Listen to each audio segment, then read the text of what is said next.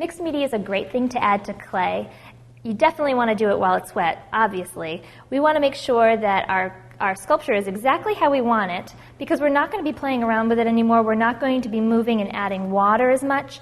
So we want to make sure that this is exactly how we want our structure. Now what we'll do is we'll choose our mixed media to add, and when we do add it, we want to make sure that we are applying it. When we apply it, that we're taking into consideration that the clay is going to dry, and if we were to say add a whisker, we want to make sure that when we apply this in, that the hole isn't rounded like this, because that will fall out. We want to make sure that when we put it in far enough, and that it's in there, and the hole that it's in is really tight and secure. That's the key to doing the whisker part. The same thing applies if we were to do something with a tail of a pipe, like a pipe cleaner.